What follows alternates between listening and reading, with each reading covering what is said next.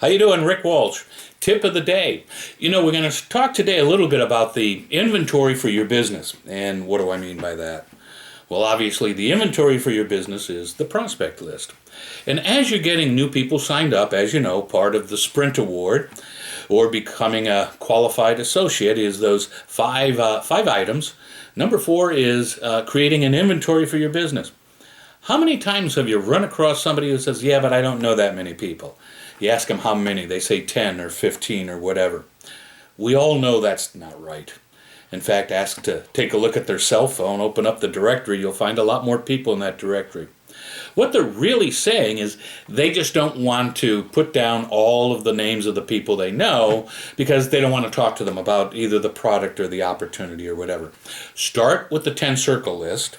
Have them put in the names of the 10 closest people to them, regardless of whether or not they want to talk to them about the product or the opportunity. And then go back and say, you know what? Statistics show that 7 out of 10 people will have a heart attack, stroke, or cancer prior to age 65 and survive it. Let me ask you a question. On that 10 list, take your red felt tip pen, put a red X through 7 of them, and ask the individual if that happened to 7 out of 10 people, would they be willing to see that individual in the hospital, knowing they couldn't have forestalled the medical condition that they have, but they're about to go into a financial crisis that you could have taken care of before that? Will they be able to face those 7 people and say, I had the answer, but I kept it a secret? If the answer is no, then let them know. They don't want to have any red X's on the 10 circle list. They want those people to at least know what the capabilities were to protect their family in the event of those tragic illnesses and the financial catastrophe that would follow.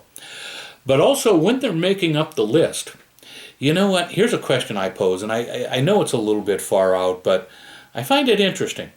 If you had a relative, a sibling, a mother, a father, or someone who became ill, and they needed a medical procedure that was going to cost $100,000, and they didn't have it, and you were to say, tomorrow, if you bring in to me the names and phone numbers of people you know, I will give you a $1,000 bill for each person that responds that they do know you.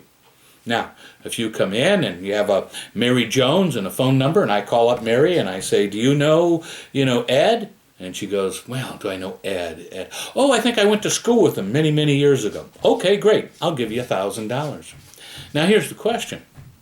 By tomorrow, when you bring in that list, will I be giving you the $100,000 you need for that operation or medical procedure for that loved one? Or are you just going to say, I just don't know enough people? You see, when the dream is big enough, the details don't count. People are saying they only know 10 or 20, 25 people or whatever. They haven't dreamed big enough.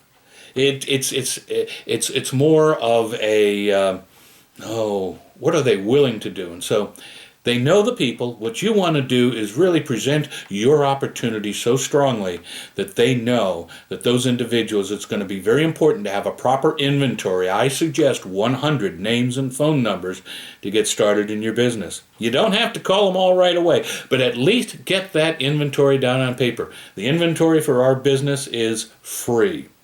So with that, let's help America retire with dignity. Thanks for joining us.